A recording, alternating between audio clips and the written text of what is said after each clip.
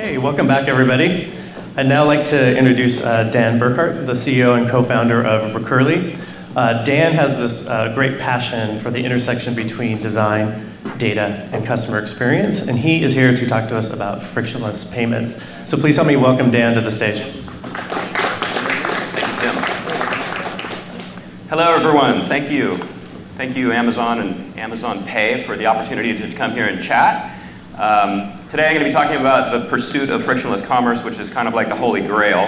And so we're going to be talking about the pioneering work that we're doing to translate alpha brainwaves that are emitted into purchase intent and ultimately orders to Amazon. No, we're not. Sorry. What could go wrong with that? I would like to chat about a little bit about my background first, and I did found Recurly, which is a subscription billing commerce platform which powers billing for over 2,000 companies out there, 2,000 merchants, the likes of some Amazon properties, Twitch and Alexa, as well as CBS and Sling TV and a lot of OTT media streaming companies, as well as a lot of Box of the Month clubs, Loot Crate, BarkBox, FabFitFun, and the like. And it goes on and on and on. The subscription continuum is kind of ravaging across all different kinds of commerce categories.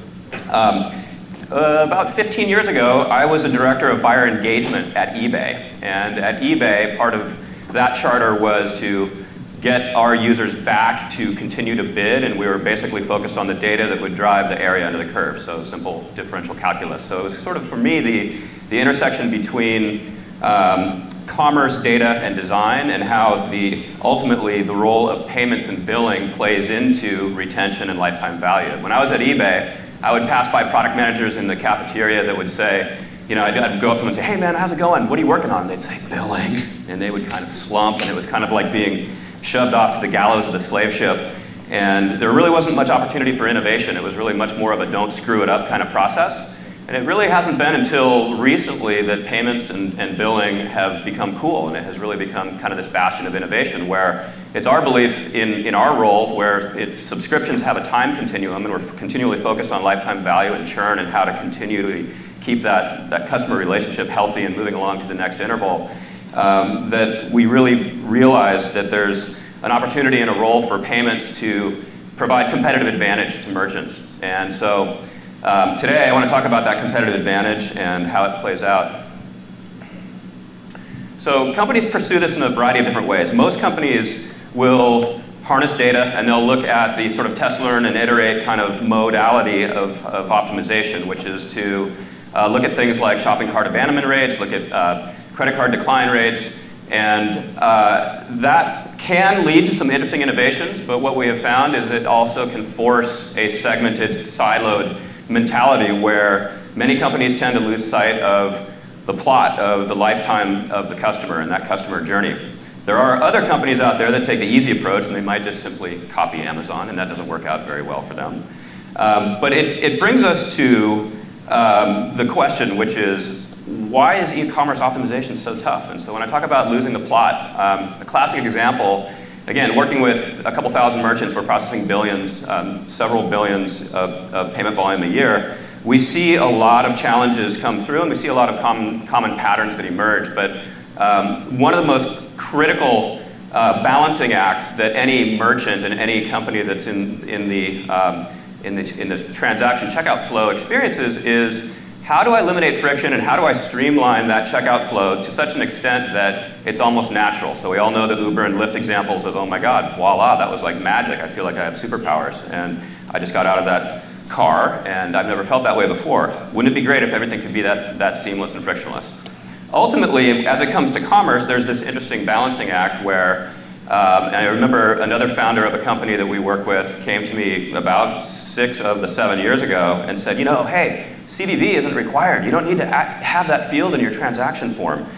So this is a great opportunity to innovate. And we thought, okay, interesting, but good luck with that. And so what happens is, when I say that things are siloed, oftentimes you'll get someone in the mode of testing and iterating on checkout flows and shopping cart abandonment rates, and they might do something like that where they eliminate a CVV field and say, hey, those processors will accept this transaction without having that security code input. And then a month later, somebody over in the finance and accounting department self-immolates because the chargebacks come back like crazy. So there's always this natural sort of check and balance system between eliminating friction, making it a delightful and pleasing customer experience, and then ultimately what's good for the business in terms of looking at the total cost of commerce and the total cost of customer acquisition all the way through monetization and looking at the total equation all the way through activity, which is repeat purchase. So when you think about, again, back to my days at eBay, we would acquire customers.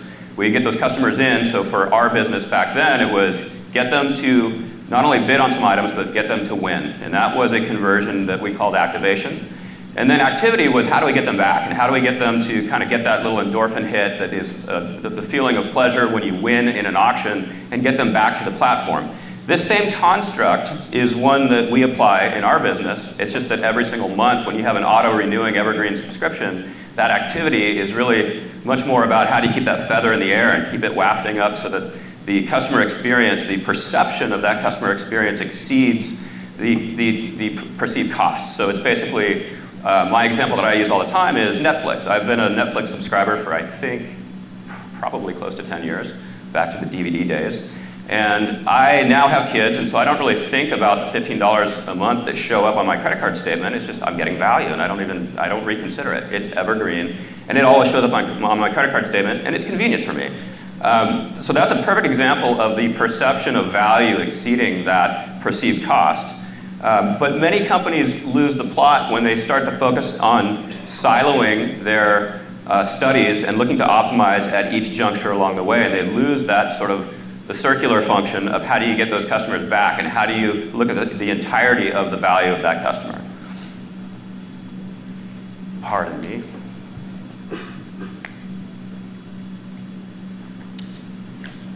All right.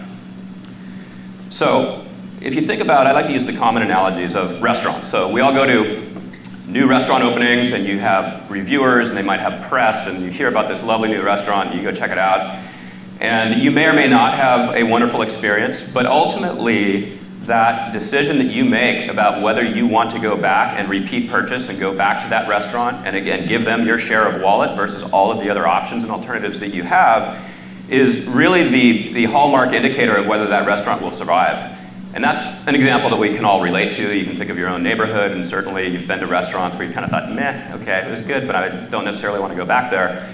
That repeat process of repeat purchase and repeat share of wallet, extending the T in lifetime value, is really a fantastically sensitive variable that ends up making the difference between exceptional companies and companies that flame out.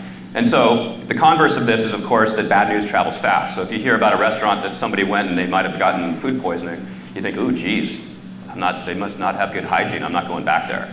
So when we think of NPS scores and you think about why we as companies always want to take the temperature of your customers and understand what you did exceptionally well versus what or where and how you might have let them down, it's common for all of us to look at the raving fans and say, what are we doing well? Let's double down on what we're doing well. And many companies fail to actually take a look at what are we not doing well and how do we need to improve those, because people tend to want to focus on progress. And it's often easier to double down and excel in those dimensions where you are known to have strengths rather than to go fix the areas of your business where you don't. And so ultimately, if we get into the way that we process that, we all have, of course, emotional and rational brains.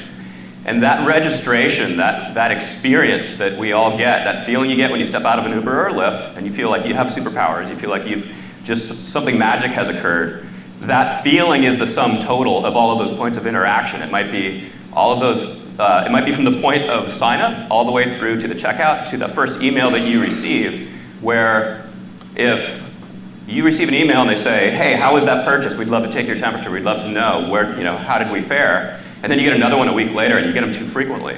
Often we will look at things like open rates and click rates, but we fail to look at unsubscribe rates. It's just the way that we register ourselves and the way that companies typically want to build metrics and KPIs. And so what we advocate continually is that internally we always look at those dimensions where we look at both sides of the equation. So going back to the CVV input field, we will look at, okay, not just how do we increase shopping cart conversion rates, we'll look at that in relation to chargeback rates. So you can look at the total conversion across that lifetime.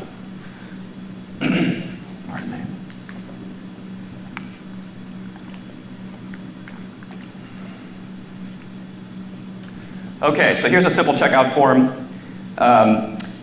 Oftentimes that goes away, and even if you optimize and Uber optimize on that checkout field, that's just one moment in the continuum. And so what we've come to learn is that the registration of that customer experience is actually far more critical to have that positive indelible imprint of how did I feel when I checked out at Amazon versus a run-of-the-mill sort of e-commerce mom and pop experience. How did I feel when I signed up for Salesforce and I used in the early days what was admittedly a clunky experience in the user interface design, but they had such a great business that it overcame for that.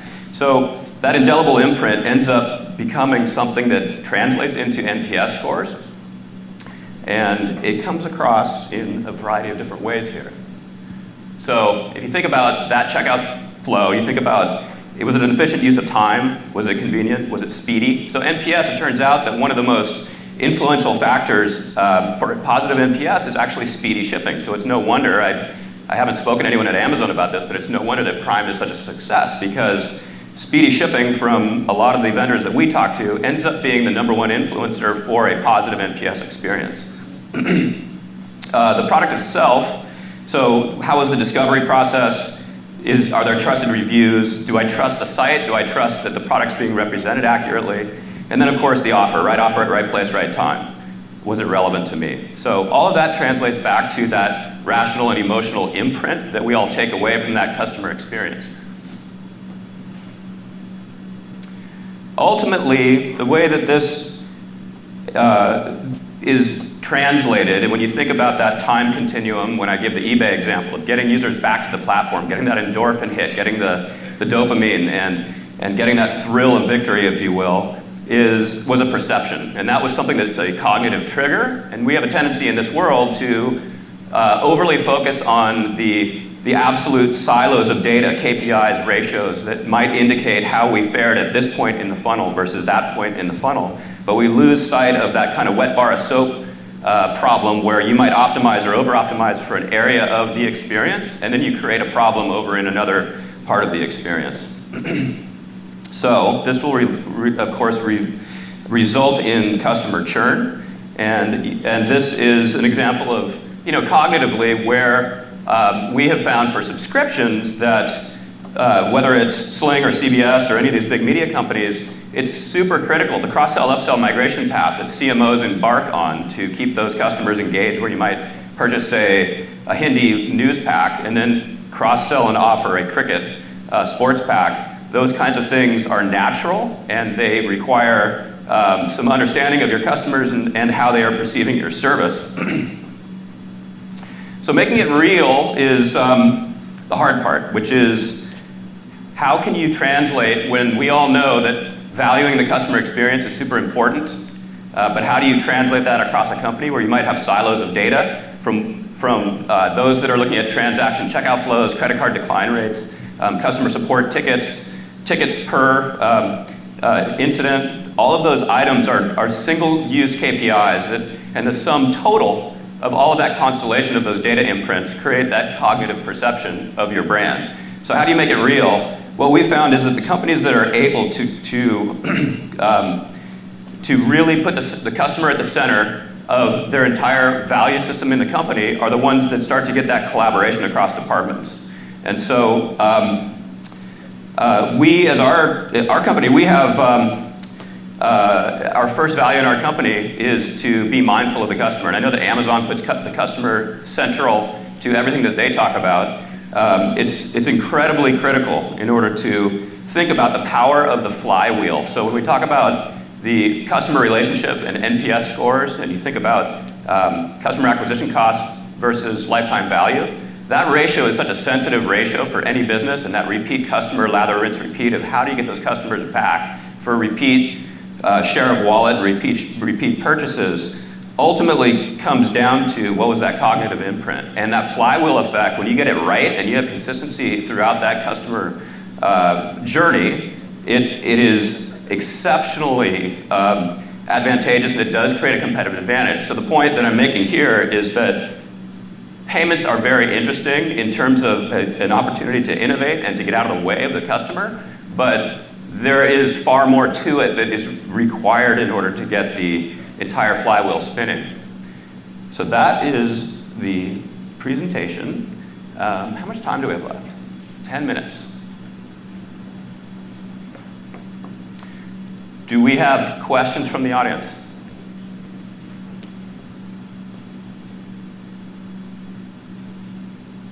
Okay.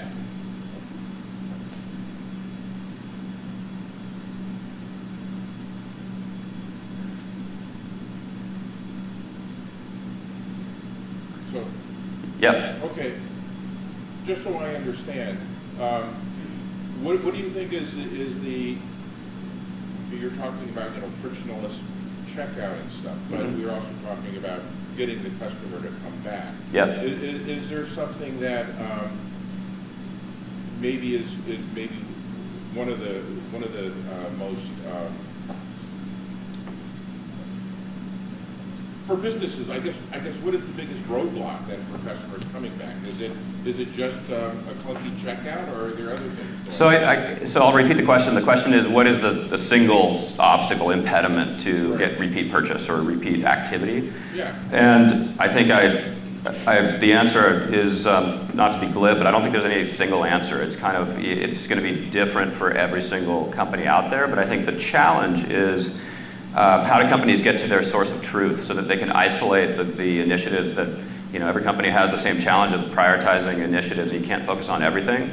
But how do you isolate the fast-moving part of the stream, your most valuable customers, where you're going to get the greatest amount of share of wallet, and how do you focus on their issues? And then prioritize in a way where what you focus on is going to benefit the rest of your customers as well, rather than just focusing on one corner case for those particular customers. So if you're doing surveys, you said to do surveys, so are you asking them specific questions like how was the checkout experience, or is it more open-ended stuff like what was your biggest problem when you were at our store? So in my business, so the question is, do we issue surveys? So our business, and I guess the methodology, how do you get to that single source of truth for any business is the question.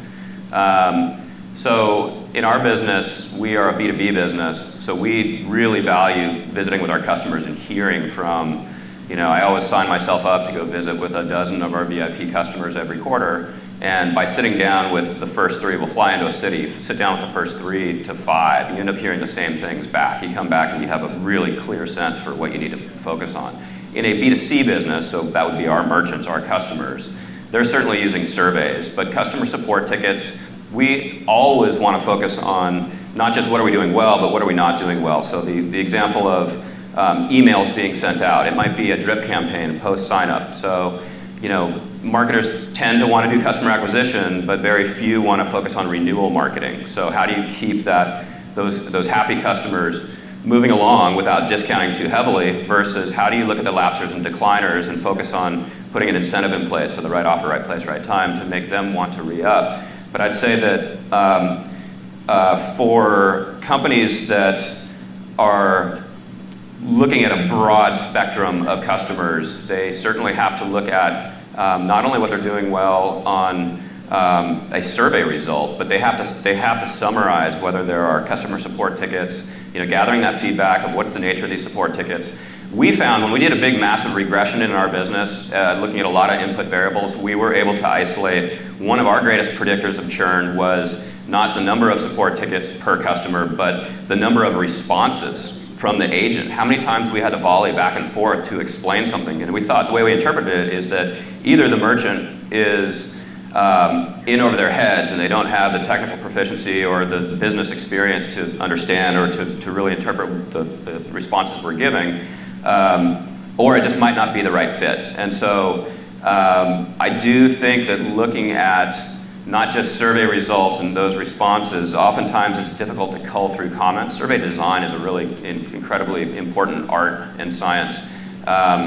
So oftentimes we put a lot of effort into the kinds of surveys that we field to make sure that we're capturing the right essence and that it has the right interactivity, so that based on certain answers you can flip and ask a range of different questions, so that you get sort of a choose your own adventure to get down to the true source of truth. I think just linear surveys are difficult. Even NPS surveys are difficult. You get the what, you don't always get the why.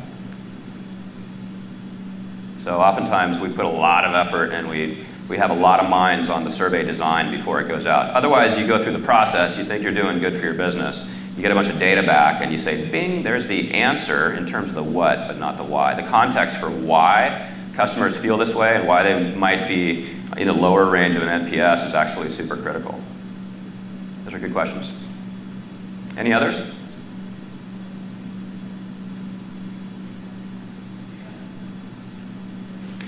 If I may, let me ask a show of hands. I would imagine that every single one of you have customer acquisition teams in terms of the way you are spending marketing dollars. How many of you have renewal marketing or activity marketing or engagement marketing teams? I see a few hands.